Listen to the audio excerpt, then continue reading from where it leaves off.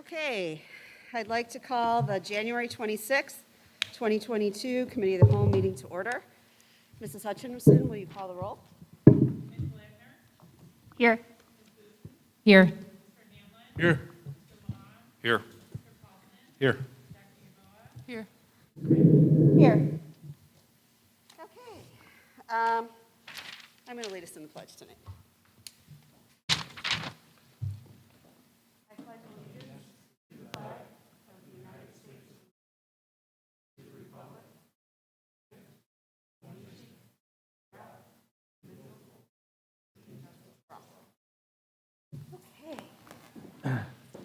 Are there any modifications to the agenda?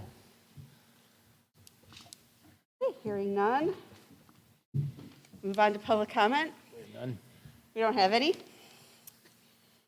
So, on to action item. Acceptance of playground bid proposals and approval to award the 2022 playground renovations for Lincoln and Johnson Elementary to Innovation Landscape, Inc. of Plainfield, Illinois. Dr. Schuler? Yes, I'm going to turn this over to Dr. O'Keefe to share with the board what's in your packet. Just as a reminder, this information was reviewed with the Facilities Committee. We went over this, I think, about a week ago in our meeting. And so we are excited to bring this playbook to you tonight. And with that, I'm going to hand it right over to Dr. O'Keefe. Good evening, thank you. Apparently Business Services knows how to draw a crowd, huh? Yeah. I will do my best not to take offense to the lack of participation. What you see in front of you, and good evening, nice to see everybody again, is just a recap of what occurred with the bids related to both Lincoln and Johnson. So specifically, the bids were released on December 28th. Bids were due at 10 a.m. on January 14th. 5 specific companies bid on those projects, and you see them at the top of this specific declaration. So Innovation Landscape through Landworks Inc., all companies that had worked prior with Upland Design, good quality organizations. The way the bid was actually built was Lincoln Elementary and Johnson Elementary were separated so that we can see what those numbers were distinctly instead of being combined. So then we have a base bid total, and we have 2 alternates. Those specific alternates were just for engineered wood fiber at each of the playgrounds. So instead of sourcing that ourselves, we wanted to see specifically what that cost would be if we went through an outside contractor, and those numbers are actually higher than what we could source ourselves, which is why they're not part of the recommendation this evening. So if you just look from Innovation Landscape, their bid on Lincoln Elementary, $142,000 and change. Johnson Elementary, $115,000 and change, for a total base bid of $257,07010. That specific bid was confirmed with Innovation Landscape. The numbers were checked by Upland Design, and it in fact is the lowest and responsible bid. As a reminder, when it comes to the bid themselves, this was all for construction. Everything related to removing the playground footings, getting the sites prepped and ready to go, and then installing all of our new equipment. We are buying the equipment ourselves direct through a national purchasing cooperative to not only save money in relation to that, but have control over when the equipment is being ordered, how it's being ordered, and that will actually take place by the end of this week or early next week. So Sourcewell is a national, it's either going to be Sourcewell or Omnia, both have access, we can have access to, but the equipment is standard. We'll go through those national purchasing organizations and then have that relationship established for the district moving forward. Second line, right below the bidder specifically, was the estimate from Upland Design. And the reason that we look at and compare what came into the estimate is to get a sense of whether or not Upland Design had a good quality estimate, or if there was something that was happening in the market that we missed, especially if some bids, the lowest bid came in significantly above the estimates. As you can see, the estimate in total from Upland was a little bit shy of $280,000, and the bids that we're bringing to you tonight for approval are about $20,000 less than that. Below that, we speak to the purchased items that the school district will be buying directly. On the Lincoln side, so both ends, engineered wood fiber that we have to backfill, and that's an approved surface for playgrounds, the playground equipment itself, and then we get to our total. And before I get to the bottom part, just really if you Part of what is a great benefit on the Lincoln side of things is their PTA had been raising funds for about a 2-year period of time. They've invested some of those funds back into the playground during this process. So when you see that Lincoln has a higher cost from a construction perspective and from an equipment perspective, that's because of the additional investment from the PTA themselves. So if you go to the bottom section, you look at the total budget, the board's contribution is $250,000. The budget for Lincoln is $51,870 higher. So that's the contribution from the PTA. That's why that budget is different than the budget from Johnson. Subtract that out, we have the district budget. Then you look at our base bid totals for each. We're looking at a 7% contingency, and a contingency, again, is for anything that's unforeseen that we might have to put some money to in case something happens with the project while we're in the middle of the project.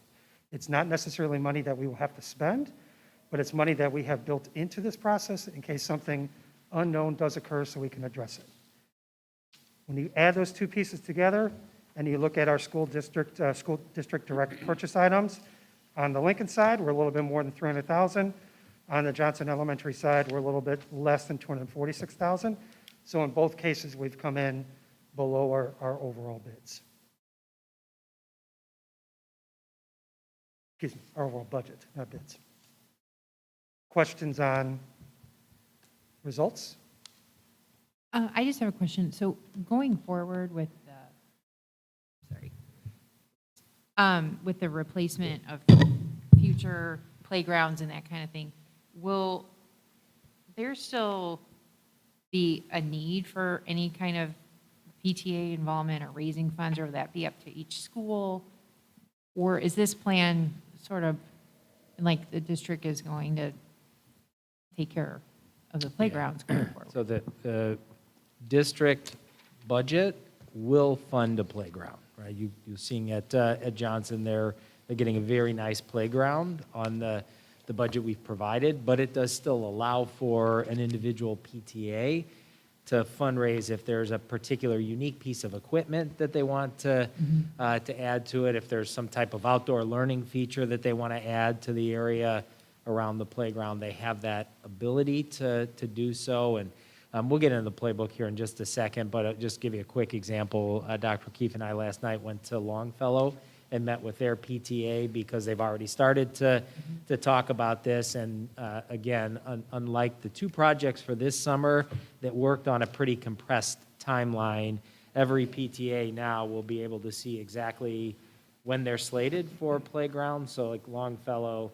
they knew they've got 5 years, right, to plan for whatever they wanted to do. But my sense was it was a relief to understand what the district is doing, because I think their concern was that was all that their fundraising was going to have to be geared for the next however many years. And so seeing this kind of gave them some relief to continue to do the things they want to do for the school and recognize maybe we set a little bit of money aside depending on what we want to do with our playground. So, Yeah.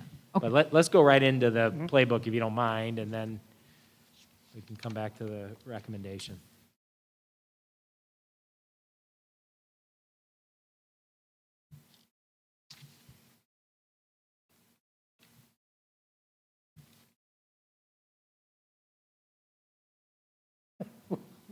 Sorry.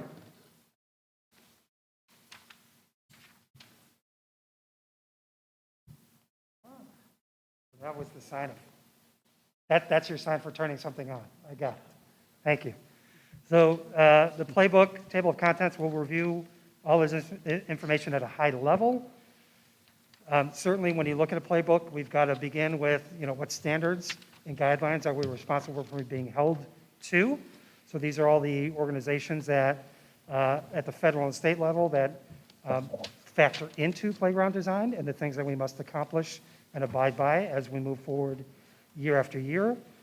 And then we get into really the meat of the document is talking through what the actual process is. And I won't bore you by reading all of this, but certainly, and we'll highlight the time frame and then specifically who we have in order, because I think that will give all of us a better perspective of what can be done when. But we certainly have a pre-planning process. We want to make sure that we have a kickoff meeting with each of our schools and those stakeholders that are involved. We want to reach out to our school and our district community to find out specifically what interest might they have in a specific playground for a specific school. Then we move into concept planning, reviewing those concepts, making adjustments based on feedback specifically from the teams at each of the schools, and then ultimately we determine what a final equipment list is for each school. From there, that allows the architect to design specifically the construction documents or put together the construction documents so that we make sure that we are meeting all code and guideline reservation or regulations. Once that's put together, like this time right before Christmas, Upland Design had a 95% construction document review with me. So it was a full review of everything related to our bid documents and our specific drawings to make sure that there was nothing significant that they had missed in feedback from Johnson and Lincoln, and then also from the district's perspective too. Once we concluded that, Upland went out to bid and got ready to go out to bid and then went out to bid. And that happened near the end of December. We did not have a pre-bid meeting. There was no required or mandatory pre-bid meeting, but companies had the opportunity to go visit the sites if they wanted to. Then on January 14th, we did open up the bids. As I mentioned, there were 5 companies that submitted, and then we go through this process like we are tonight, where we bring a bid summary and recommendations to the Board of Education. Once you approve this, really the next phase for us is getting ready for construction this summer. We've got to order the equipment. We'll have established meetings with Innovation Landscape to begin prepping for what will begin this summer, so we can talk about the do's and the don'ts and other areas of concern specific to each of our locations. And then we just go through the whole construction process over the summer. The interesting part now, especially since we're beginning a journey here of touching all of our schools in the next 6 summers, is that specifically, as we're working on one set of projects, we're beginning discussions on another set of projects for the year out after that. And we'll be in that cycle from now until the end of 2027. When you look at the timeline, and something that I thought was interesting, yes, this year was very compressed, but realistically, even in July, with most of our folks being gone, probably too late to start to have that conversation. So while July through August seems like a reasonable time frame, 13 months when it comes to planning a playground, we very well might have to spend a little more time in advance of that, being prepared for when staff and our teams are coming back to school in the beginning of August. And again, as we're working on Johnson and Lincoln this summer, we're going to begin talking about our 2 next schools that we'll identify here in just a minute, and then do the same thing summer after summer. The goal of the playbook is to allow us to have a specific process and procedure in place that is known for everyone, and then we stick to it. Maybe minor adjustments depending on what's happening at each of the schools or locations, but this is our playbook. This is the plan for now through the summer of 2027. One thing that I thought was very interesting, and we actually spoke to the folks at Longfellow about last night, this page really is, if PTAs or buildings want to start looking at their sites in advance of what happens and before we begin our first meetings, there's really a self-evaluation checklist. So these are the major areas within a playground environment that have to be discussed and spoken to and through when planning for a playground. But that doesn't mean that the school or leaders or teams at that school, at those schools, have to wait to do this. They can certainly do this in advance, and it's a guideline for them to be able to look at and maybe start thinking about things that are different from what they see in their place or challenges that they might have, and maybe an easy challenge is space. We've actually brought to you recommendations for replacements here over the next 6 summers. We know what's happening this summer. We've looked at building in Bauer and Lowell for the summer of '23. Hawthorne Elementary, just the swings only. Hawthorne's base playground is in really good shape. It was installed in 2009, so there's really no need to do anything new with that space, but they do need some new swings, and we can get that done for them and even expand their swing area in the summer of '24. Adding in Pleasant Hill that summer. If you recall, Pleasant Hill has 2 playgrounds that are managed by the Carroll Stream Park District behind the building, and then a small K2 in front of the building. So between What we need to do, which is minor, on the swing side at Hawthorne, Pleasant Hill, and then when we look at Sandburg, also in the summer of 2024, which has 3 major areas, that really is probably work that would add up to about $500,000 in aggregate when we look at all of it, which is why we put those 3 schools together. Moving on to then Whittier, Weesbrook, Emerson, Washington, and then finishing up with Longfellow and Madison. While this is our plan, if something significant happens where we have to address and make some modifications, we can certainly do that. But when we looked at the playground inspections, when we walked the playgrounds ourselves, when we got a sense of what the playgrounds look like and who we believe, based on the inspections, the age of the playgrounds, and then how the playgrounds look, we feel this is a very operative list that will not only meet the needs of what we're looking for from a district perspective, but it follows the path of what's been defined already through the inspections and just how we view the playgrounds to look.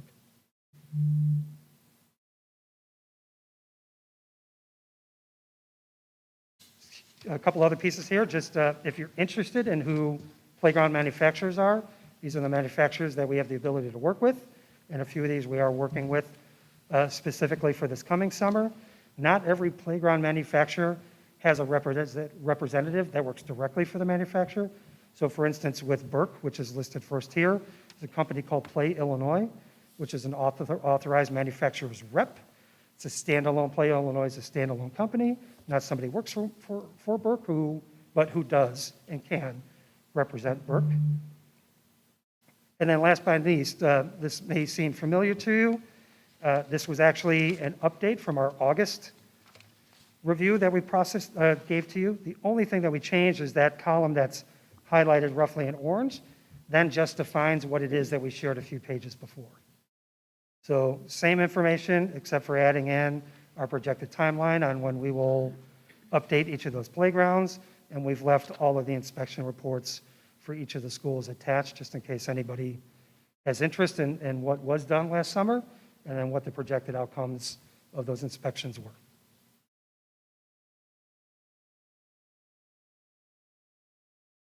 Questions about the playbook? Any questions or comments? Mr. Paulson, I see you. Yeah, I was waiting to see if anybody else had any. Just 2 quick comments. On the budget, first off, this whole process is great. Excited to be doing this. Thanks for you and JR to push this forward. In terms of the contingency, I would assume that the only really exposure for that is anything underground. Yep. You know, some of these playgrounds, I looked at the drawings the other day, we've got some drainage going on. Yep. That's where we're going to run into potential expenditure of the contingency. And then in terms of the planning timeline in the playbook, just kind of noted that the online surveys targeted for August. I would say that's generally a difficult time to engage the parent group as we're getting into school and all the stuff that's happening there. So having that school level meeting, pre-planning meeting in July and getting that rolling fast is going to be important. So Agreed. that's all my only comments. I think it's a great document and excited to get going on the first phase. Rather interesting thought with that. I think, well, it sits as August on here. As soon as we're back in school and we have a lot of the curriculum night, open house nights, I think that actually is that's probably a really good target time to get people engaged in survey and opportunities. So I think there's some flexibility built into that. But the important piece just referenced in the document is that that's a part of the process, making sure that those who are going to be using the playground have an opportunity to provide that input. I have a comment. I'm not sure if this is the right time to suggest this, but since we're heading into February, which is the equipment purchase time, I've been to a lot of playgrounds, and one of my immediate concerns or biggest concerns that I have when I've been there is the choice in the color of the slide material or the swing material. Those things that really, the darker materials that attract heat really make it almost dangerous sometimes. So I would just suggest that we consider color, because when I saw in your, and I know this was just a picture, but I saw the dark blue navy, and immediately my thought was, that's going to be too hot. So just a comment there. Yeah, so the things like slides and other pieces like that, not the foundation pieces themselves, but the other pieces are lighter in color in both Lincoln and Johnson. It's the grays and the blues and some oranges that are used on the foundation pieces themselves. So each school did take that into account. Thank you for bringing it up, and thought through, yes, what does a blue slide look like after it's been sitting in the sun for 5 years? What does a pink slide look like after it's been sitting in the sun for 5 years? So that certainly was taken into account. The colors at each of the schools are not exactly the same. They're similar, but they are representative of what those specific teams were looking for in terms of colors. JR or myself, our team, didn't demand or tell them the colors that needed to be done or needed to be chosen. It was actually chosen by each of the schools' representatives. So I guess hearing that, like, in my opinion, not too concerned about the aesthetics, like how pretty it looks or pink or blue, more how hot it's going to be when the sun is beating down on it. But hopefully in each school picking their colors, they have that So, in mind. yeah, so Upland actually brought suggestions, so palettes of suggestions, color palettes, to each school that factored in heat, sun, shade, wear, tear, things like that. So there wasn't this, okay, choose whatever you want and we'll kind of make it work. It was, here's some themes that we would like you to consider. Tell us what themes you're most interested in. Thank you. And then one last question. So back to the bottom of the budget sheet. What is Lincoln purchasing that Johnson is not? Additional equipment, specifically to fit in both up front in the K through 2 area and also in the back. I actually have drawings, so we can, if you'd be interested in looking at the drawings, I'd be happy to share them with you. They're here Okay. I'm on just site.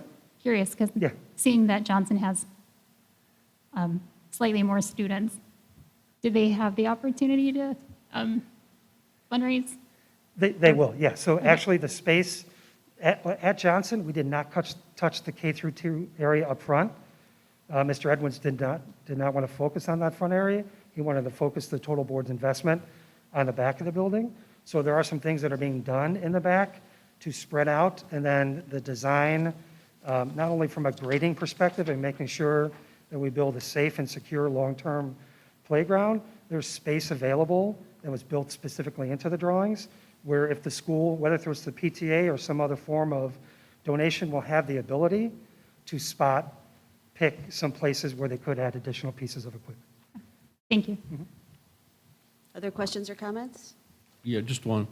I don't remember the base assumption for the district budget, but over 5 years, I'd just like us to consider inflation in materials and things like that. Yep. Thanks. Anything else, Mr. Yeah, I Ross? have one question. On the summary, the alternate 1 and alternate 2, could you explain that a little bit? Sure.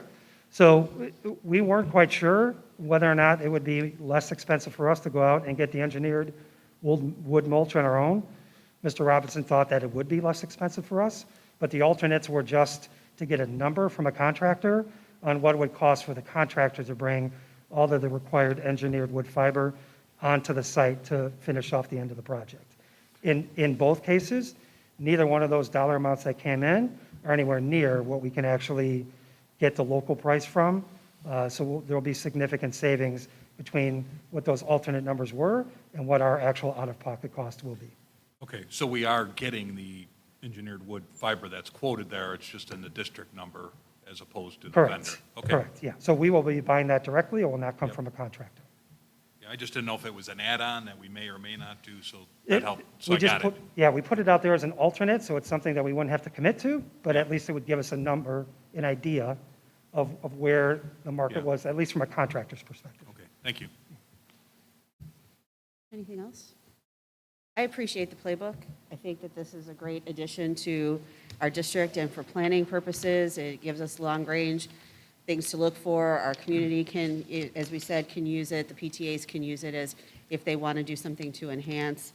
So I'm excited about having the playbook in place. So, okay. And last little piece that I'll mention on that is that the board every year, when we get back to the start of school, is going to have at least 2 really fun events as you do a groundbreaking. There's nothing quite like the groundbreaking of a playground, Yep. so. Okay.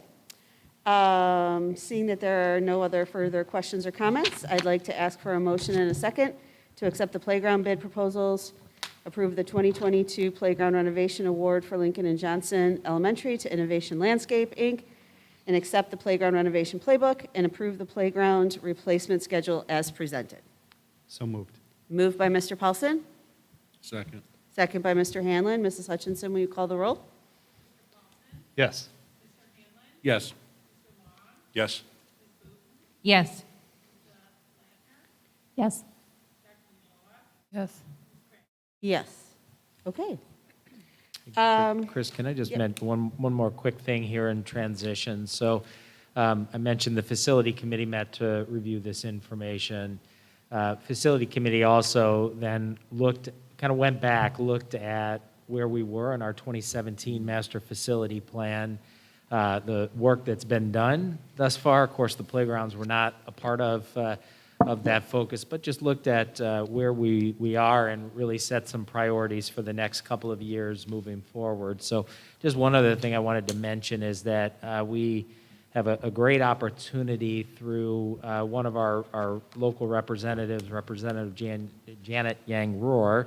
The only building in her property is actually Johnson Elementary School, but she was able to secure for us a $100,000 grant to focus on their library learning center. And so we're also in planning for that, with really the idea of kind of what you just saw here in a playbook for renovation of a playground. We're developing the same thing for a library learning center. So using that grant opportunity to kind of build a model, but also put a playbook together, because that was a critical part of that 2017 plan, and something we absolutely want to get back to over the next couple of years as well, are the renovations of the library learning center and some of those flexible use spaces across our buildings as well. I think nice tie to Portrait of a Graduate, and a lot of what you saw in that and we'll see in the strategic plan. So facility committee really set that as a priority, in addition to continuing to focus on wrap up the capital improvements and get back into the planning of the 3 middle school projects and really look at those needs as well. So that's where our attention's got to be as we keep moving that work forward. But if you step back and think to that 2017 plan, well, I know we didn't do it all in kind of one shot or layered shot like we had initially discussed. We really have made significant progress in that plan, and I think in the catch-up work. So Brad, Chris, I don't know if either of you want to mention anything from that committee meeting, but. No, I think that was a good, fair summary. I forgot that we'd covered that, Yep. and thank you for sharing that. Okay.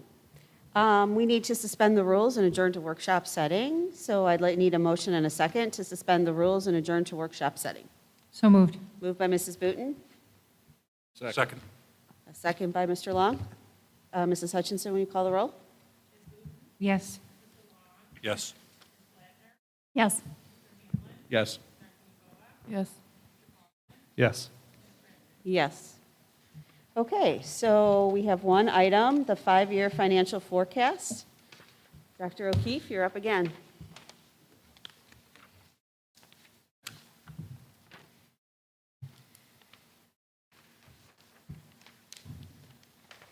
Good evening again. So this forecast is something that we bring to the Board of Education every January. We certainly use some tools that have been used in the past that will specifically I'll talk about here in just a few minutes.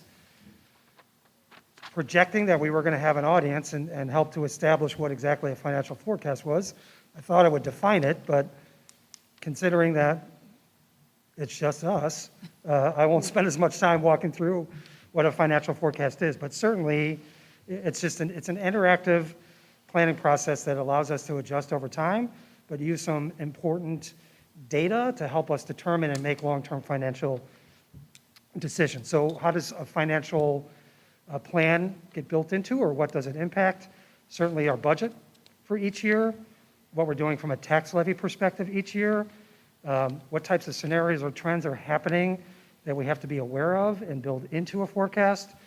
And then certainly from an annual update and reassessment perspective, all the data that comes out of our tax levy and the equalized assessed value of properties within our boundaries.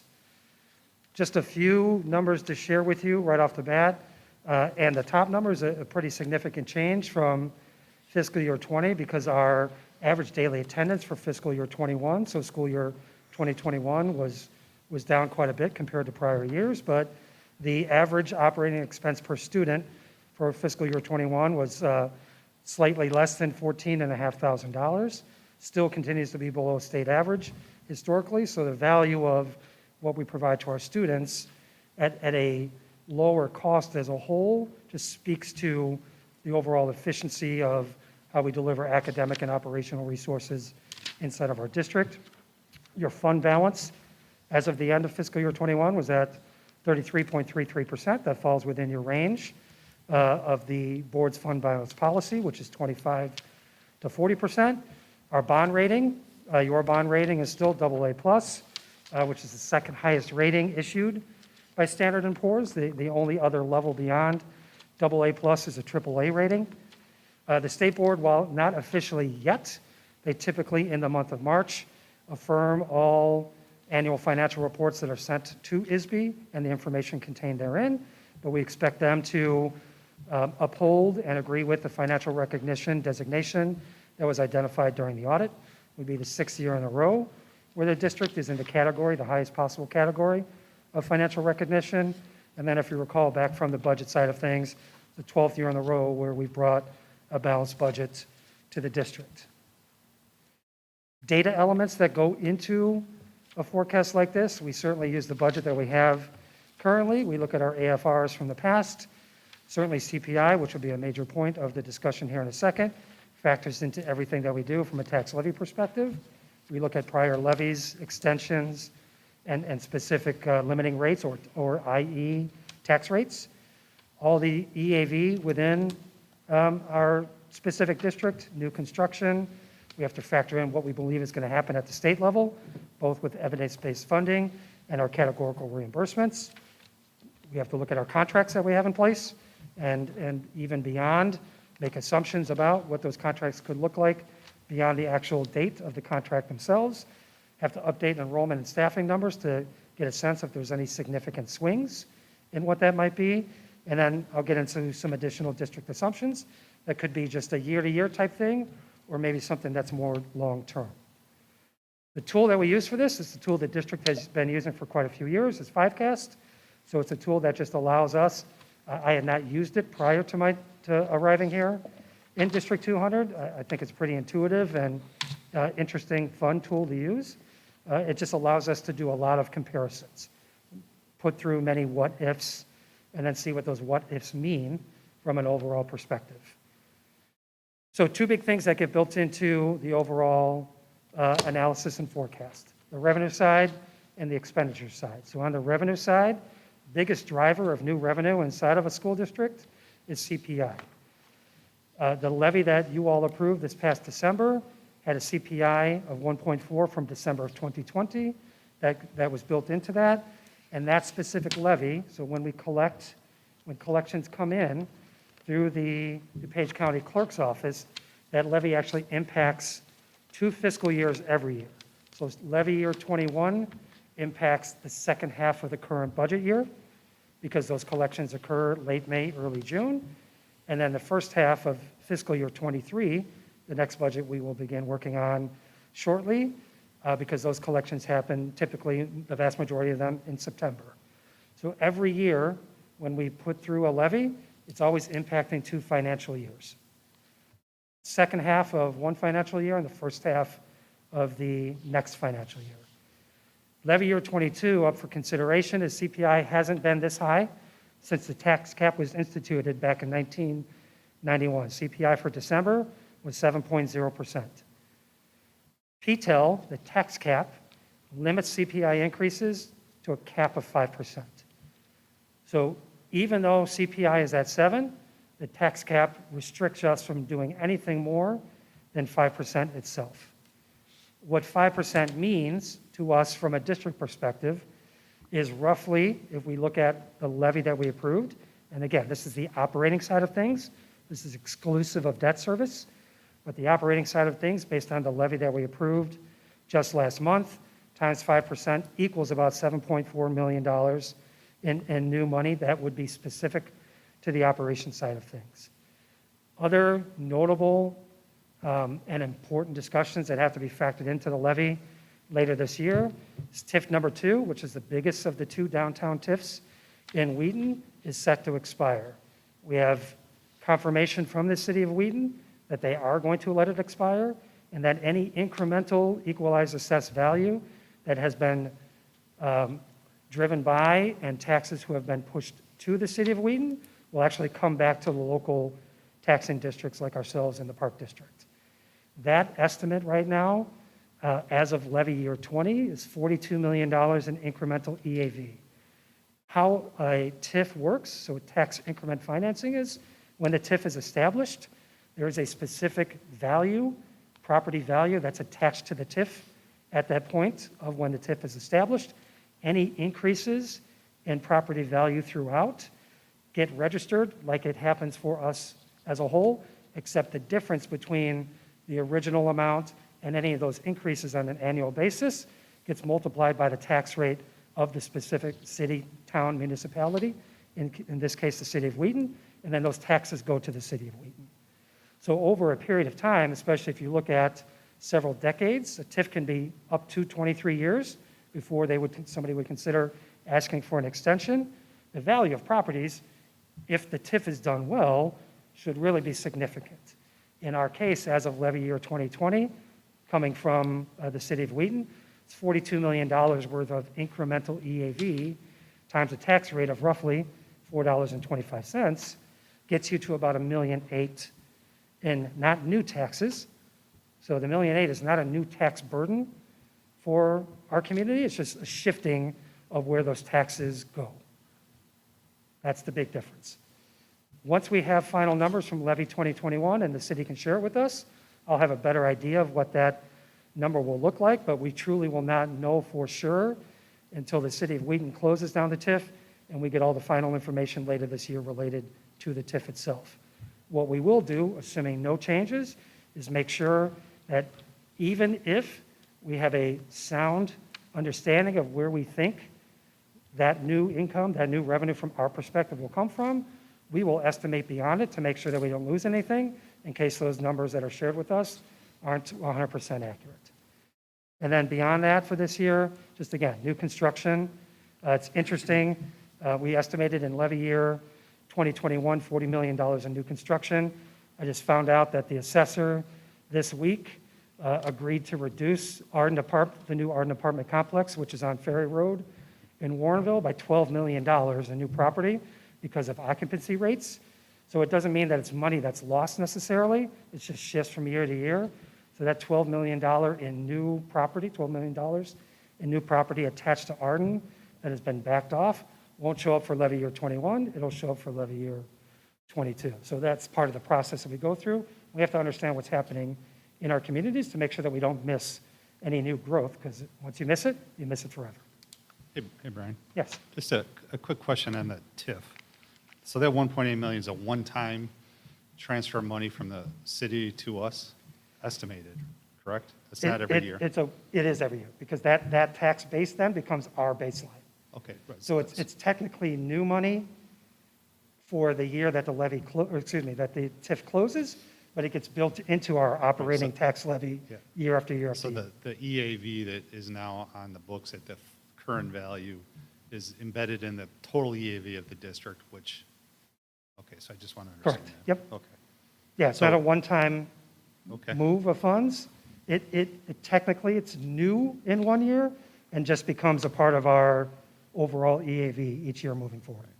So when those TIFs expire, it really benefits all the taxpayers because their individual property or home now gets spread across a larger number.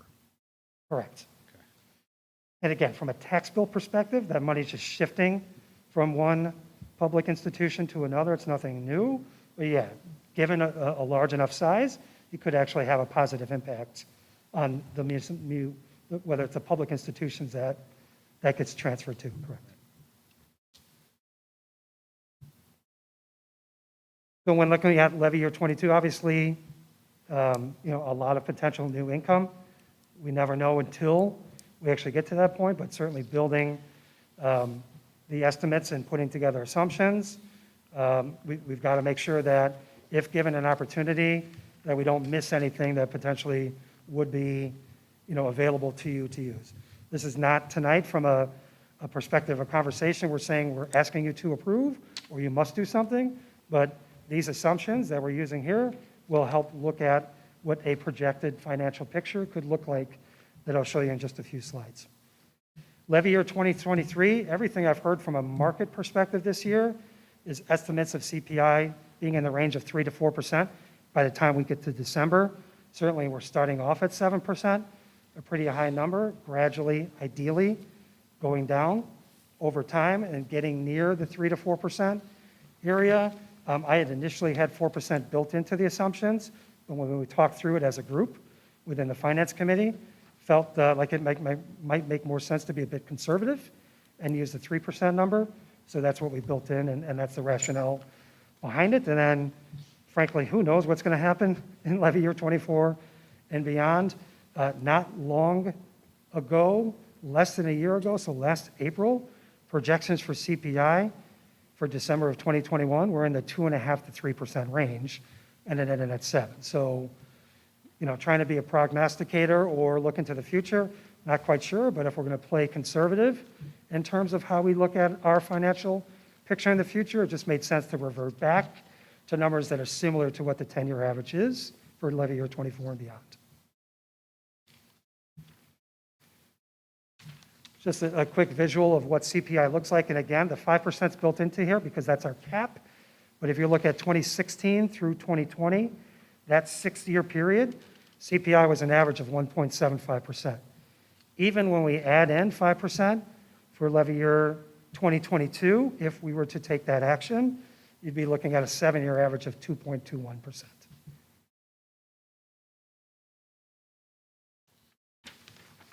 Did talk about property growth here, so I won't spend too much time on it, but we did build $40 million in the last levy. We have $75 million estimated for the levy in 2022, of which TIF number 2 is a part of that.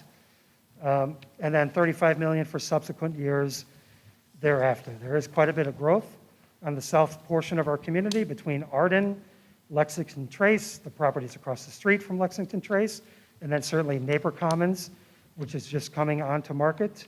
They're selling off lots, Pulte is, as we speak. So that'll be a lot of new, brand new development and equalized assessed value that will come into the district in the next few years in each of our levies. Some other revenue assumptions. Even though the market itself has some interest rate increases built into it, as of last week, the market over the next 12 months had roughly 3.5 interest rate increases built into it that they would expect from the feds. But we truly don't know what that looks like from our perspective. Just because there's an increase in interest rates doesn't mean that there's an increase in investment income from our perspective. This will seem like a really paltry number. The budget for this year, we have $95,000 budgeted for interest income for this fiscal year. As of December 30th, we're not even 50% of the way through there. So when Kim and I talked and discussed it with Dr. Schuler and the Finance Committee, didn't make sense to make any adjustments from that perspective. Anything that would change, albeit more than likely small, nothing significant, would only be advantageous to us, at least from a planning perspective. When we look at the state side of things, so it's 2 big pieces: evidence-based funding, which is EBF, and categorical funding, which is reimbursement for prior year expenditures. The big categorical funding pieces for us are reimbursement of special ed costs, specific to outside placement, and then reimbursement for transportation, both regular and special ed. On the EBF side of things, it's possible that the state will continue to make the $350 million increase in investment in education each year. I'm confident that the state will hold everybody harmless, meaning we will receive what we received this year, next year. But when looking at it from a conservative perspective, I wasn't necessarily confident that the state would invest $350 million into the education system. So I'd rather look at being held harmless in a flat rate from an EBF perspective. But if EBF does increase, and it increases by $350 million, The increase meant to us this year a little bit less than $319,000. That would certainly change because it depends on where we fit within the tiering system and what our final local percentages are from an investment perspective become. But if there was another $350 million invested, we might be looking at about another $300,000 in revenue that isn't accounted for in these current analysis. And then on the special ed side, this year, we're getting 100% reimbursement on what we're eligible for from the state, but the state has prorated regular transportation. So every dollar that we spent last fiscal year, the state's paying 94.84 cents back to us. We haven't been at 100% on the regular education side in close to a decade. So we'll just use those same assumptions moving forward until proven wrong. Just some other big pieces on the revenue side of things. On the federal side, we're just looking at flat funding for all of our grants. The only thing that will change is ESSER. Obviously, ESSER is a known dollar amount in aggregate, and we spend down over each year, so that specific to a technical revenue will decline. And then after fiscal year 24, we'll be required by September 30th of 2024 to spend all of our ESSER funds that were provided to the district.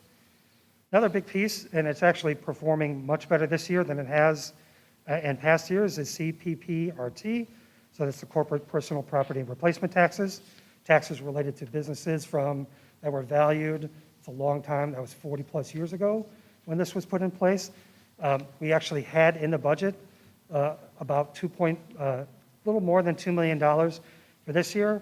As of the last payment that we just received last week, we're already at $2.4 million, so that's why I'm using that baseline moving forward. And then a couple other things on the revenue side.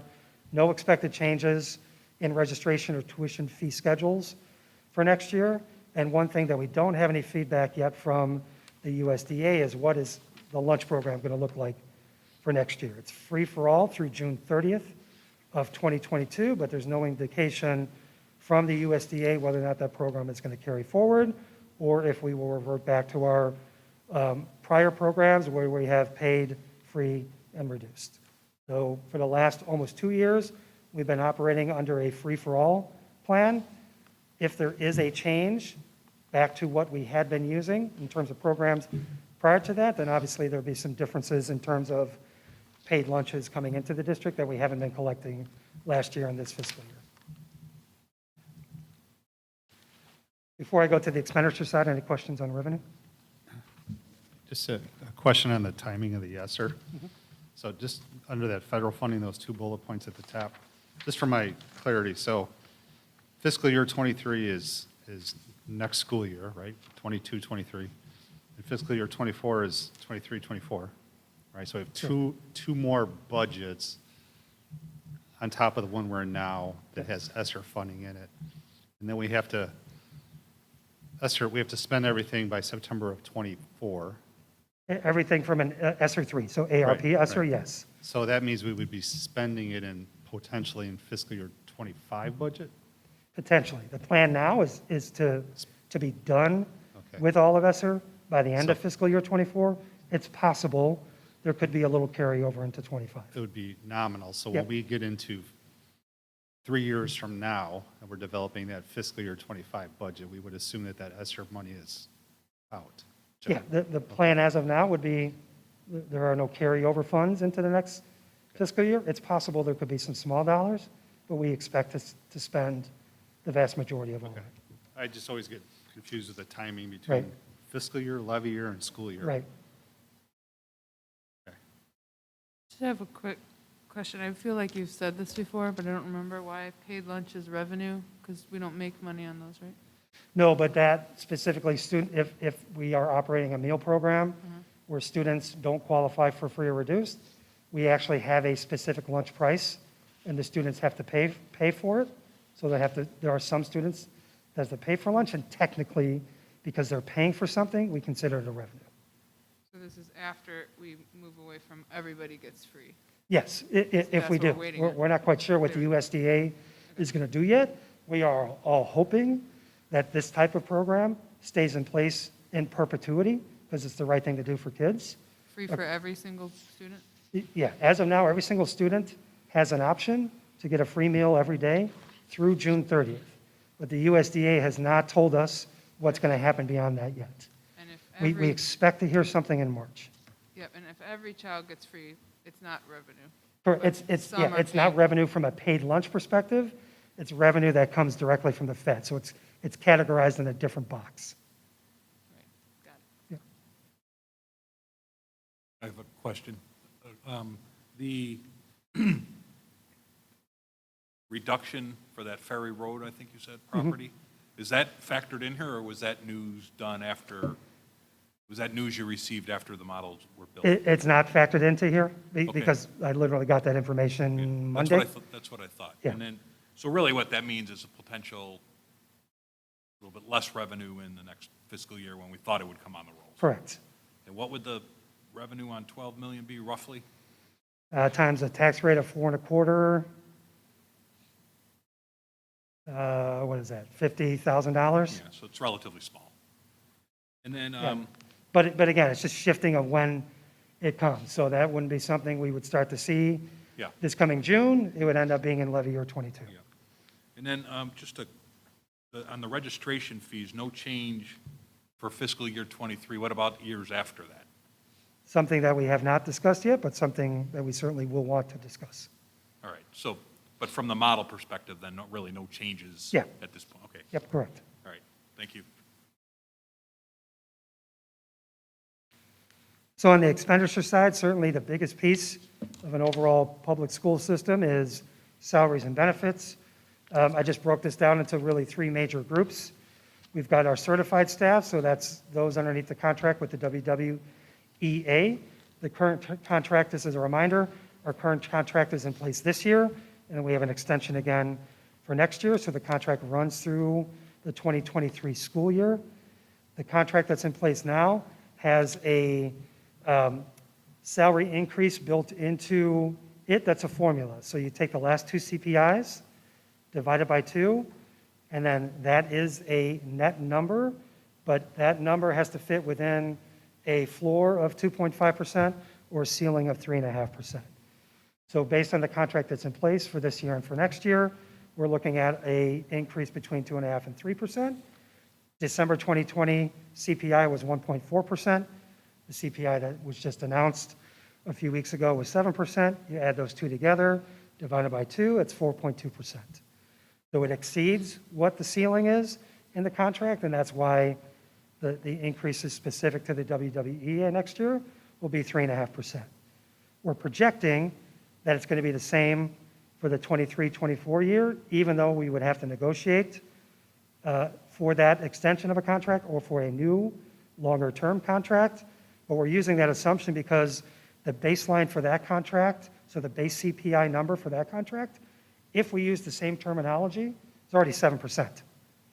So even if CPI this year was 0, you add those two together, you divide them by 2, you're still at 3.5%. So it's not unreasonable to think that the contract increases for the WWEA in the next 2 school years, fiscal years, is at 3.5% per year.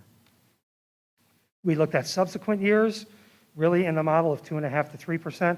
I built in 3% to the model. We don't know what it's going to look like. We certainly have to go through and negotiate it, but just to be conservative and look at if it is a little bit higher, 3% is built into the model. On the classified staff side of things, so the CEA contract, those 2 years are known. This is the first year of a new contract that we have with the CEA. We have 2 more years, and based on CPI and the same formula that we use for the WWEA, they have a floor of 2% and a ceiling of 3%. CEA contract, we know, will be 3% increases for the next 2 years. And then beyond that, same type of conversation, we are looking at a range of 2.5% to 3%. I built in 3% because we certainly have to take into account not only all the wage pressures that we hear, see, and feel every day, but we still have increases in our minimum wages all the way through the beginning of January 2025. So whatever we do from that contract perspective in the future, we still have to make sure that we're meeting minimum wage across the board. And then the other just major area, non-unified classified staff and then administration, Dr. Schuler and I talked about it. By no means are we presuming or assuming that an increase for these groups would be at 3%, but from a placeholder perspective and to follow the lowest of what We anticipate and we know for sure on the classified staff side of things, we just use 3% as a holder for this year. And then really a TBD, but I put in 2% for years after that, just from a modeling perspective. Some other big things that we look at on the expenditure side, what our staffing levels look like. Nothing significant in terms of differences that we anticipate in the future, but one part of our conversation that we will have to have related to the ESSER funds is the money that we have set aside for about $1.8 million in salaries this year, next year, and in fiscal year '24. We won't have a funding source specifically for that if we bring it back to the local side of things. So that doesn't mean those positions necessarily need to go away. They very well may be important positions and supports for strategies that are required within all of our system, but it's something we're going to have to consider at some point in the future. Medical and dental. So the interesting part about putting together assumptions is they can be blown up in a second, literally seconds after you put the assumptions out. You never know what's going to happen. And I say that because we just had our initial renewal meeting with NIHIP, so that's our medical dental coverages. That's a Gallagher pool plan. Our preliminary numbers right now, 7.9% on PPO increase, 6.3% on HMO increase, and a 3% increase on dental. That doesn't mean those numbers are going to finalize there. There are still some things that we have to talk about. But if, in fact, those increases stand pat, I would certainly have to adjust the model to find out what that looks like from an overall cost perspective. And it's beyond what I had actually discussed with Gallagher and getting a sense from them on where they thought things would fall. But it didn't help that November and December, from a claim perspective, were not good months for the whole co-op. So it actually pushed up what is expected to be necessary to renew. Just to give you a little bit of background there, 7.9% is the average PPO increase within the whole pool. So we're right at the average within the pool. 6.3%, that's our projected increase right now, is below the average on the HMO side. The average on the HMO side is 8.3% in the pool right now. On the dental side, the average is 1%. We're a little bit above it at 3%. Then a few other areas, just contracted services. Food service, our food service and our contract with Organic Life is based on CPI. So it's possible that we could be looking at a 7% increase in food service costs. Now, just because the contract is stated that way, it's not guaranteed from that perspective. Organic Life still has to provide evidence to the district and to the Illinois State Board of Education that the 7% is warranted. We expect to have conversations with them in March because they're also waiting to hear what's coming from the USDA on what the future looks like. So before trying to get into discussions about what increases seem fair and not, we should have a better understanding of what the programs look like for next year that we're going to have to operate. On the custodial side, we are at a 3% increase, but there's also certainly a ton of wage pressures from their perspective. So we have not had our initial conversations with ABM yet to talk about what happens next year, but we're waiting data from ABM to tell us where they're at from a contractual perspective on what they've billed us compared to what we spent through December 31st. We are still short a significant amount of FTEs, but even though we're short FTEs, those folks that work with us are working in many cases 6 days a week, which requires overtime. So I would like to say that the contract that's in place right now, we've paid more than what the services have been rendered are, but I don't know for sure. And then once we get that data, we'll certainly update this and share it with the audience. On the transportation side, we've already met with Illinois Central. We've already met with Sunrise. I don't have final numbers from Illinois Central yet, but they estimated a 15% increase for next year if we looked at nothing more than a 1-year extension. They were willing to be a bit more flexible, but did not define what that meant yet if we were to look at a 2-year. If we compare it to what Sunrise gave to us, Sunrise said something the same thing in year 1. They would look, if we just did a 1-year extension, a 15% increase. But if we would consider a 2-year extension, whether we do it 2 years or we approve 2 single years, they would bring down year 1 to 13% and then book 8% for year 2.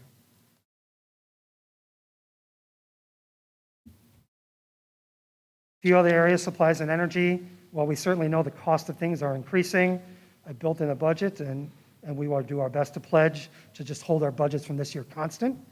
So maybe the value isn't there in terms of everything that's necessary, but I think at least from a baseline perspective, we should see what the model looks like if we hold that constant, and then a minor increase in energy. But again, we heard at the end of last week that the cost of delivering electricity from ComEd is going to start going up pretty soon, with not significant in terms of total dollars from our perspective, but an additional cost that we weren't anticipating that'll have to get updated in the model. And again, unfortunately, as you put together assumptions, things change quickly. And between last Friday and today, there's quite a bit of movement from the assumption perspective, both on the revenue and the expenditure side. Some other big picture items.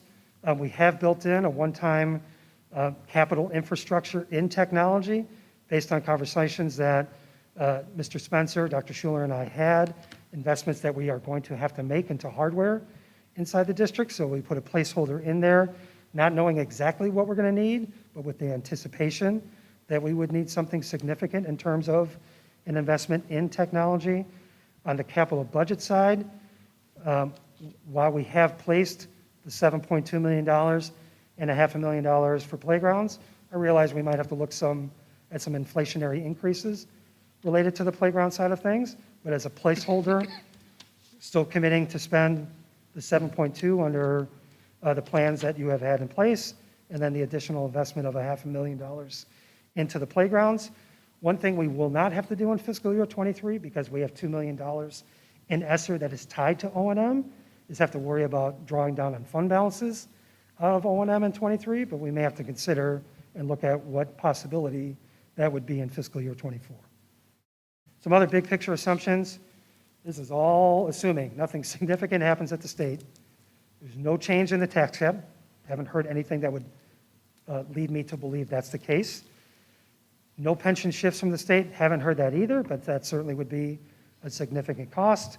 And that everything that we've done with the budget and how we follow the budget and based on how we've spent compared to the budget this year is accurate for the projections themselves. So the hardcore numbers. You see budget year 22 on your left.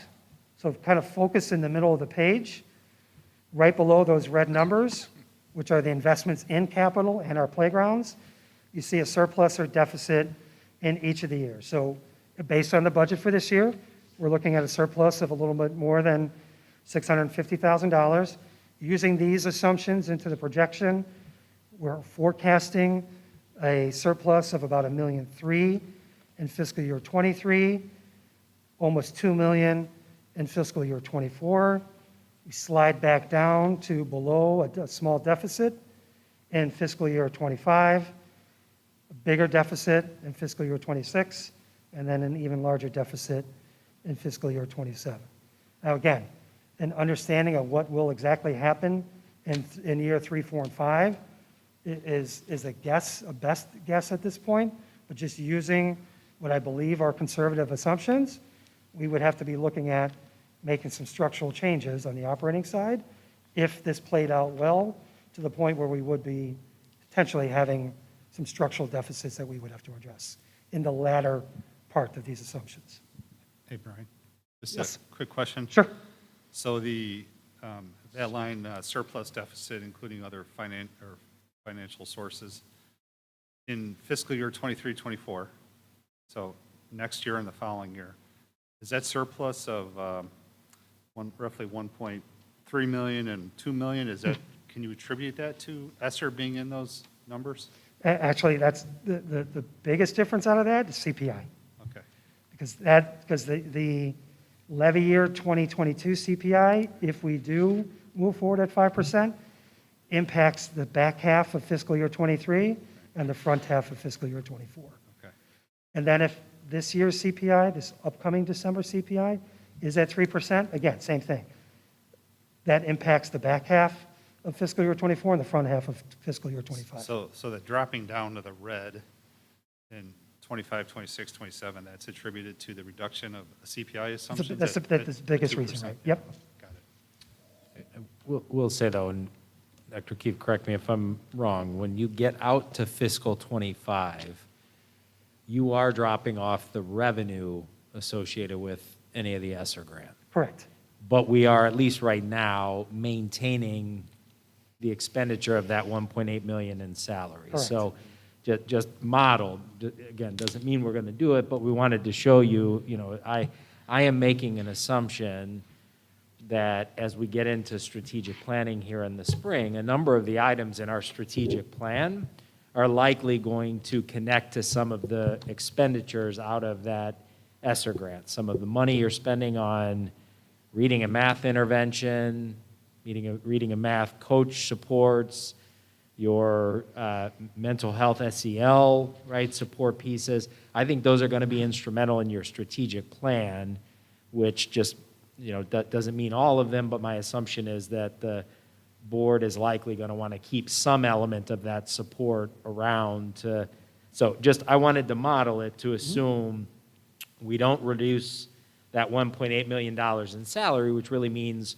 we're not reducing your reading supports, your math supports, your SEL supports, your behavioral intervention supports, a lot of those pieces, but we are losing the revenue. So it's a little bit of both, Brad. Like, yes, CPI is down, but you are losing a revenue stream without necessarily showing a corresponding. If you showed that reduction of 1.8 million in salary, you'd end up balanced as you moved out, but. So in 2 years from right now, when we're starting the fiscal year '25 budget, we're going to have to, whoever that board is at the time, is going to be saddled with, do we keep that investment we've made, or do we make other adjustments in our operating budget to accommodate it? Correct. And you're maintaining in there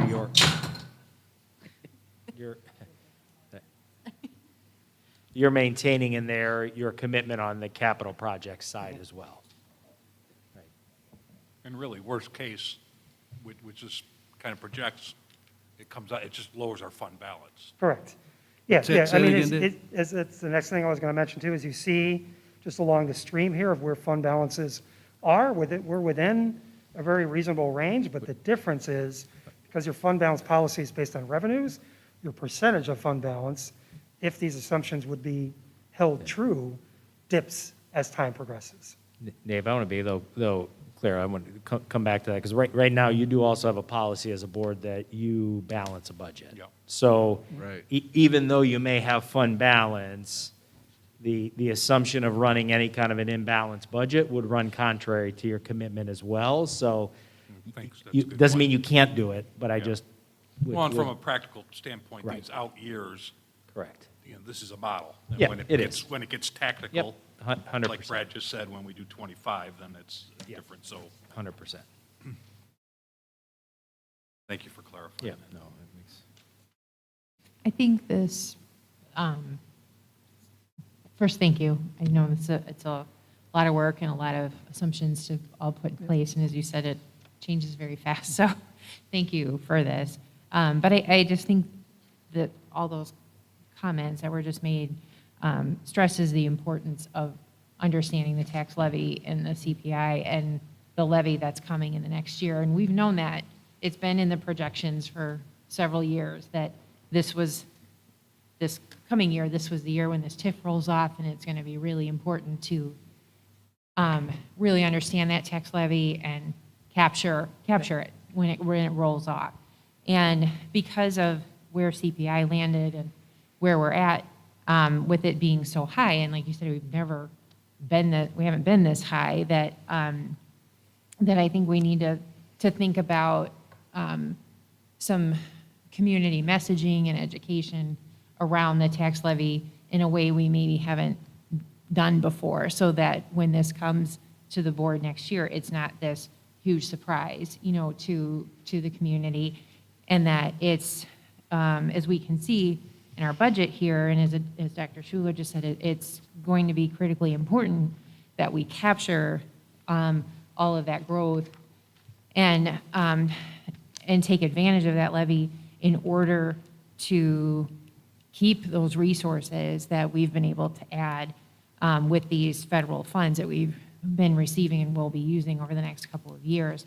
So, in addition to keeping to the plan of fulfilling the Sherman-Durgis formula and putting all the work into our buildings that we committed to do coming out of the 2017 referendum, listening to the community who said, we want you to find it in your budget to commit to fixing these buildings.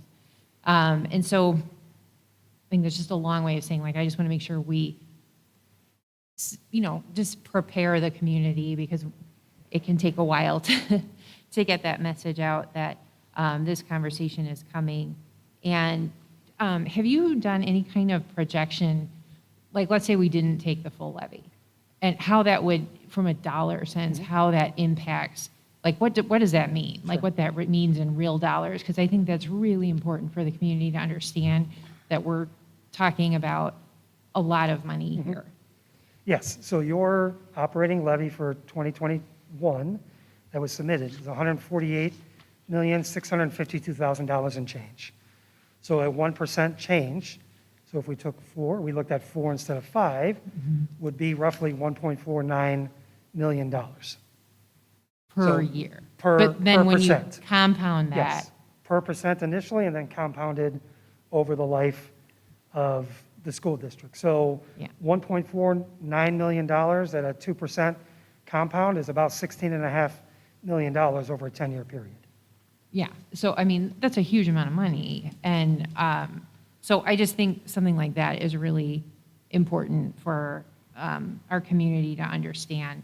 And that, and before your predecessor, Mr. Farley, left, I met with him, and he mentioned that there was a time in the early, I think about the early 90s, where the board didn't levy the full amount. And he never ran the model, but he's like, he said it's millions and millions of dollars that we haven't captured because that full levy wasn't taken. So, so I just think, as Dr. Schuler said, as we go into our strategic planning and as we look at this, and even though that may seem high, it's going to be really important, critically important that we capture those dollars and that the community understands why we're doing that and what that will actually fund in the future. So thank you again. My pleasure. That's the operations side. I also just wanted to share the debt service side with you too. I believe everybody here knows what the future looks like, but I think it's important also to look at what fund balance would be out there and then whether or not there's an opportunity for us to consider doing something on the abatement side, if in fact there wasn't something that we could do to help the community in the next few years. So our last actual debt payment is October 1st of 2025. That specific debt payment is attributed to levy year 24. So before I move forward, let me just point out where we're at. Levy year 2021, a little bit more than $18 million in debt service payments that we're making. Levy year 2022, almost the exact same dollar amount. Levy year 23, we dipped to $16 million. And again, this is outside of the lease certificates, which we're funding through local revenues on our own. So 2021 levy, $18 million, 2022 levy, $18 million, 2023 levy, $16 million, 2024 levy, $14 million, and then the last payment, because that levy collects in the spring of 25 and the fall of 25, last debt payment is, again, October 1st, 2025. What that means from a projected fund balance perspective, if we're just asking for what it is that we actually have due and not asking for anything beyond, anticipating some non-payments or things like that, we look at potentially having a fund balance at the end of when debt is paid of about $2.8 million. Now, from a legal perspective, I'm looking into it. I don't know we certainly know you can't use debt service for anything but debt service. So it's not money that we could transfer to a different fund or use in a different manner in the future. But if in fact we do have a fund balance of $2.8 million, actually Kim Funkhauser and myself are scheduled for a call tomorrow afternoon with our contacts over at PMA. What would be the board's requirement? And would we have to be concerned about anything from a taxpayer protest perspective because we have some fund balance left in the debt service fund? So it very well may present you with an opportunity when we're talking about the levy this fall, that if there is something we need to do to prepare for the fiscal year 26 year, so finishing up fiscal year 25, do we have the opportunity to look at an abatement, especially if we are considering taking the full CPI this year and potentially the full CPI in levy year 23? You're talking about abating the debt service fund balance that would be remaining? Okay. Correct. I don't know what that means, Frank. I don't know if anyone else does it, but I'm not sure what that means. So in Abate? essence, when you abate in a fund, you are dedicated, you're saying, let's just choose $1 million. You're saying we are going to abate $1 million. So what we ask for is going to be subtracted by $1 million. So it's an impact actually on the taxpayer and tax bills. It's a one-time abatement, meaning you are not at, you are pulling back that $1 million on one time. So it's a short-term reduction in taxes, but allows to potentially offset any other increases on the operational side. So really, really simple explanation, Rob. You are set to collect $19 million in bond and interest. If you abated $1 million, you're only going to collect $18 million from the Understood. taxpayer, right? So it's a savings directly to the taxpayers, perhaps using that fund balance. Perfect, piece, thanks. Right. And again, just in the big picture, well, we've kind of always talked about them separate, right? Obviously, the obligation to the taxpayer is the combination of your operating levy and your bond and interest levy. So when you add them together, you know, anything you can do on the bond and interest side to perhaps lower that obligation, that just lowers the overall obligation, right? So it'd be a way of offsetting perhaps a little bit of the operating levy. Thank you. So Just one more kind of clarification, make sure I understand abatement. So roughly November, December of every year, we establish our levy. And then end of March, we basically give the rates to the county for every fund. Is that when the decision is made to abate that? For example, the $1 million, it's kind of between the levy and that communication. No, you would That's why I'm actually, asking, 'cause I don't you know if would I'm- build, you would build the abatement into your tax levy. So at the time that you would approve the tax levy, the abatement would be noted, and that information would be sent off to the county clerk so that they have those records when working up those initial numbers for the levy and what the tax rate looks like. Okay. There's some legal timelines that we have to meet in between there for dissemination of information and getting proper things off to proper agencies. But at the tax levy, at the time of the tax levy is when you would make that determination. So November, December of Yep. that particular year. it's good that this conversation is out tonight, right, as we're looking at that long term. I just want to remind you, you got a lot of time to really work through that, right? So we're talking now in January about a potential decision you're making in November. So we've got a lot of time to work through that, but I think it was important that at least that concept is out on the table for something to think about, right, as you're looking at that whole picture.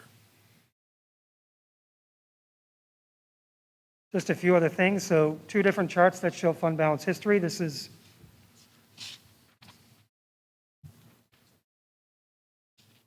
sorry, you have it in front of you. That looks a little weird, but this is an 11-year period that talks about, let me get to it, so I'm making sure I'm accurate. Our fiscal year 17 through 21, then we have the budget for 22 there in the middle of the page. And then based on the projections and assumptions we've used, we look out. So if you're just looking at the graphs themselves, the far left is the ed fund, then you have O&M, then you have transportation, then you have IMRF and Social Security, and the far right is working cash. So that's your piggy bank. One thing that we certainly would have to address, if all these assumptions held true, is right in the middle there, transportation. You see in years 4 and 5, it looks like there's a deficit. It's not something that we would do or could do. So that would just mean a shifting of some state dollars more than likely, or the tax levy from the ed fund, which is on the far left, over to transportation to cover any projected deficits. The next page is specifically then just a shorter look at what it is that we share, 6 years instead of 11 years. And my apologies, that doesn't look right on the screen.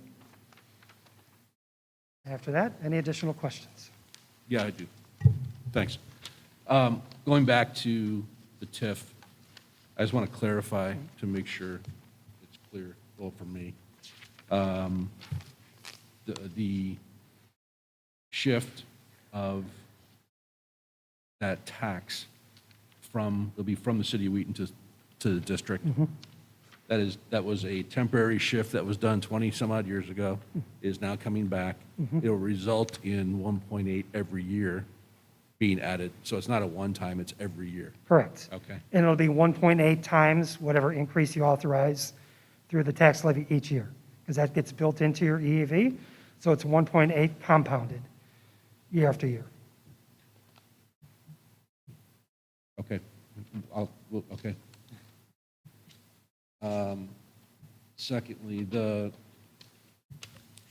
about the increased or assumed increased cost in food service. That will increase our costs of services and food and everything else. That translates into a cost per lunch of X. Does that then get covered by federal funds? Depends on the program that we're operating under. If it's just the traditional National School Lunch Program that we operated in prior to the pandemic, it would be close. The reimbursement from the feds would be close to where that final number would be. If we operate under a program similar to or in the same manner that we're operating today, we actually get a higher reimbursement back from the feds than we do what we're paying Organic Life for each meal. That's interesting. Okay. And then the tech investment, what's that? What kind of hardware are we talking about? Jason, do you mind? Can I just real quick, and I don't want to cut you off, Jason, go in it. You've got a February presentation coming up that's going to go through all of this in great, you have a February presentation coming up that's going to go through all of this in great detail. But Jason, go ahead if you want to just kind of give a high level view. I'm just asking Yeah, high level. yeah, perfect. Yeah, so all of the equipment that we just run our network off of, we want to get it to a stable point where we can predict year after year the lifespan of that equipment. And knowing that we're bringing in so many more devices into the district now that we're one-to-one, we need our network to keep up with. Wireless networks. Yeah, right, exactly.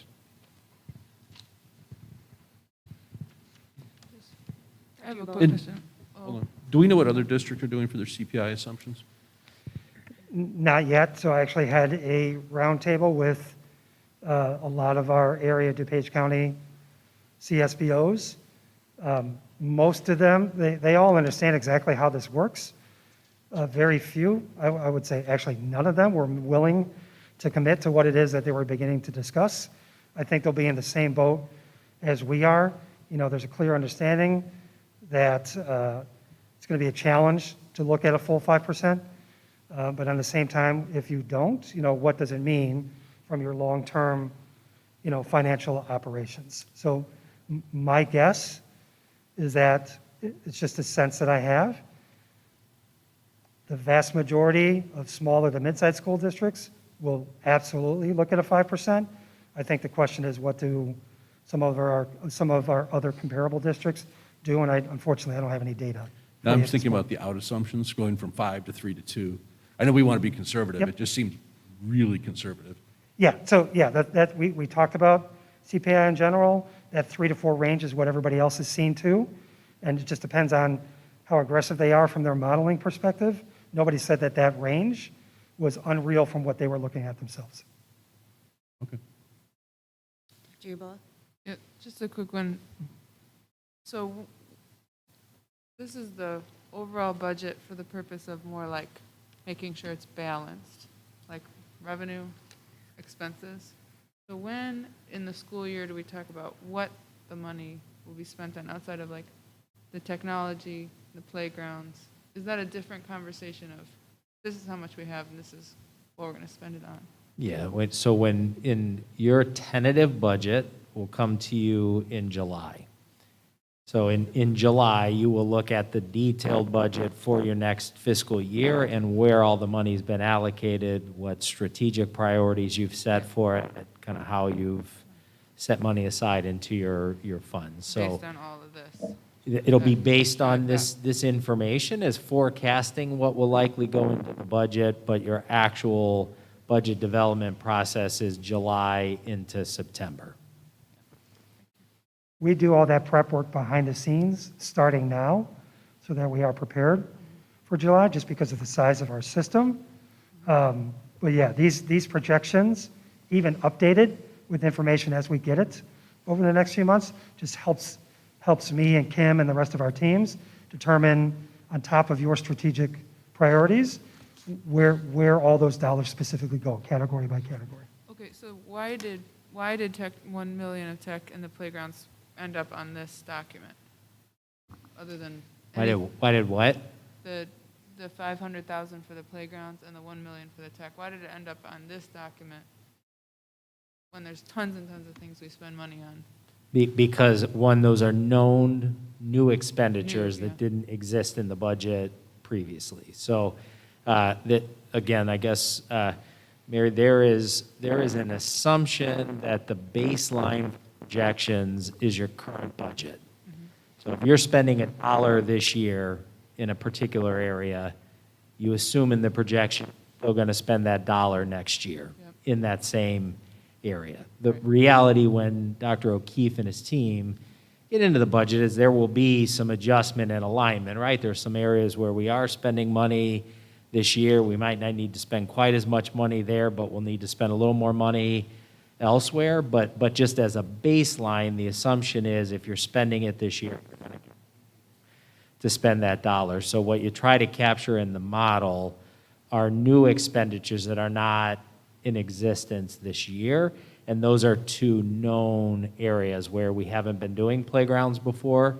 We will start and we'll continue in technology just based on early conversations with Mr. Spencer. We know we need to make an investment in our technology infrastructure. And so I wouldn't want to show you a projection model this month that doesn't have that $1 million, but then come to you in February and say, hey, here's the tech plan. Oh, by the way, we need $1 million we didn't account for in the projection model. So if we know it's going to be there, we try to build it in just so at the end of the day, when you get to those last charts that show you, are you in red number or are you in black numbers, right? As you're looking to the immediate fiscal years, if you're in black numbers, you're in pretty good shape moving into next year, right? You're not going into planning saying, well, we don't know if we can do that tech expenditure because we're already, upside down in our budget. Does that make sense? It does, so the conversations about the tech and the playground, we already had those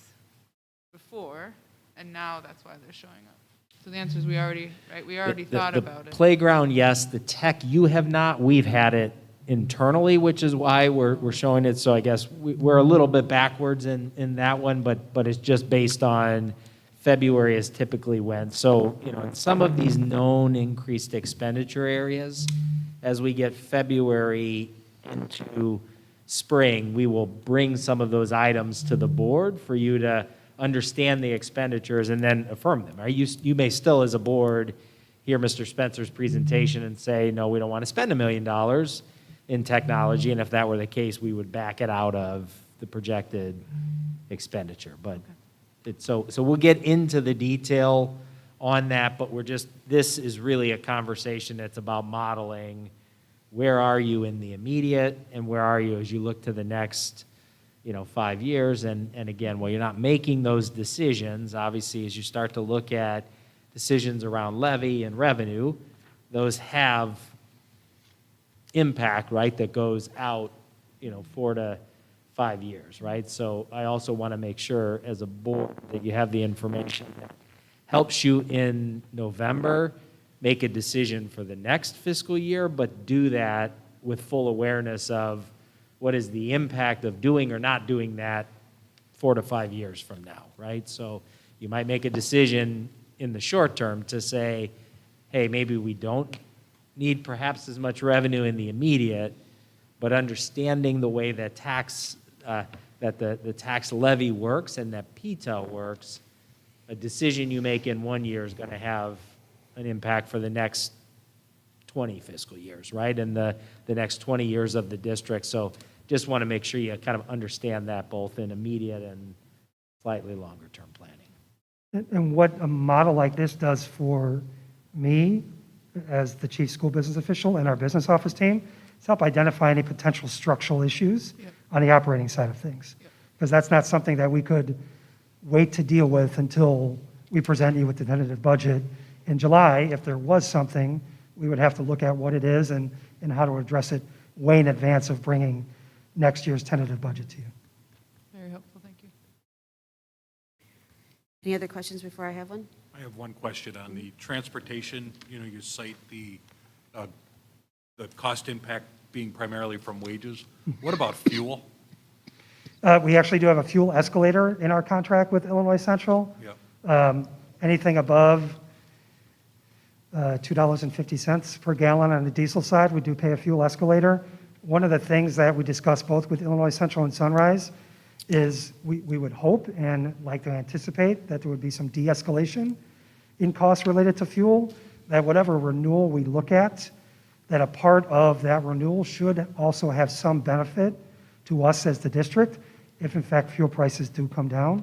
So there very well could be a de-escalator clause built into any renewal that would potentially provide some savings back to the district. So as of now, we have an escalator in there. We don't have a de-escalator in there.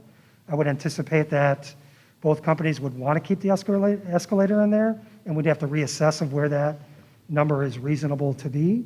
But then we should look at something, if there is a reduction in overall gas prices, that's a benefit to us too. Yeah.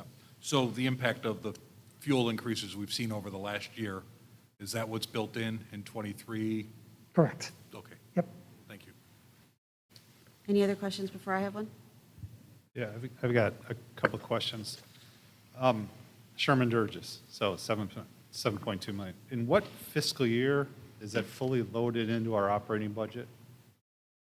I know we've been doing this ramp, but it got kind of modified a little bit because of ESSER money. But what fiscal year are we talking where the 7.2 is all in the operating budget, nothing's coming out of fund balance?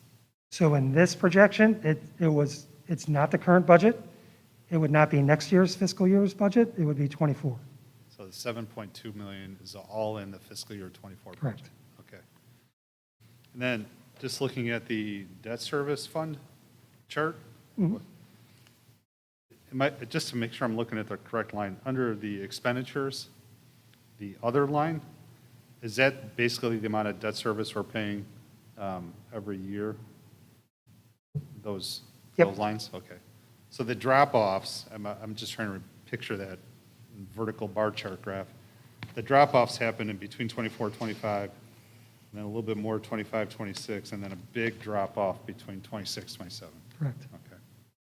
And again, those two pieces, you have your lease certificates for Jefferson Early Childhood, plus your actual principal and interest debt related to any referendum and other bonds that were Right, issued. general obligation bonds.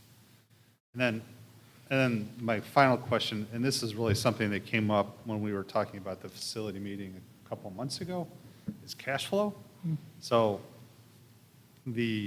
having the fund balance within that range is beneficial, of course, but we use that as we get into the spring, and we don't have that June tax payment.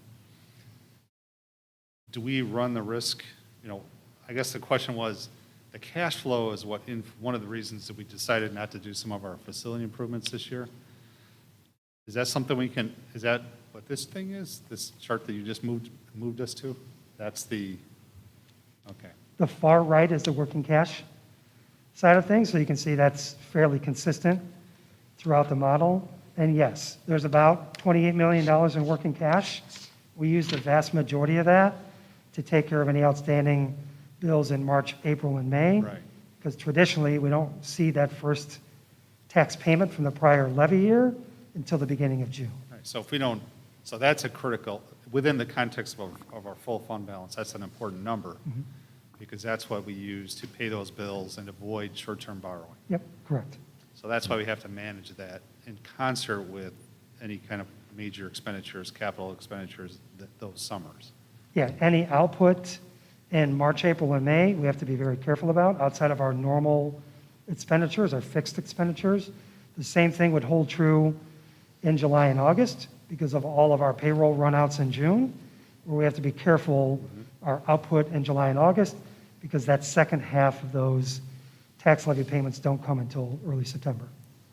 The Finance Committee at its meeting, when we were looking at the projection assumptions, did agree this year that they're going to look at that fund balance policy and just model it out based on cash flow, just to verify that that range you have is still the right range for, target fund balance. Right? We just want to make sure that the floor is appropriate at 25% and isn't leaving you vulnerable for a place where your cash flow cycle, puts you negative at any point in the year. So I think you'll be okay, but the Finance Committee is going to look at that just to model it out with Kim and Brian. That was somewhat what was my question was going to be, because I think it was the November or December facility meeting where we, looked at possibly doing 2 buildings, HVAC, and we couldn't because, and even though we have this very, what we thought was robust fund balance, that we would dip too low and we wouldn't really have it there to be able to put that money out. And so, that question came up of, is this enough fund balance? So I'm glad that we're addressing it at the Finance Committee level. So that was my only question, was going to be in regards to that. So, thank you. Does our policy get into timing of fund balance? What's that? Does our fund balance policy talk about the timing? Month to It month? does not talk about the timing. I mean, it talks about the time when it's calculated and Yeah. how it's calculated. So I guess, no, it does not. So I mean, it's something we can look at. I guess we're just looking at it more from a perspective of, based on when it's calculated, that may have an impact on whether 25% is actually a high enough floor for fund balance, right? If you actually came down to 25% as we modeled it out, I think you get to a really tight point in May where you're potentially at risk of dipping negative temporarily until that next tax bill comes in, right, in June. Does that make sense? Yeah,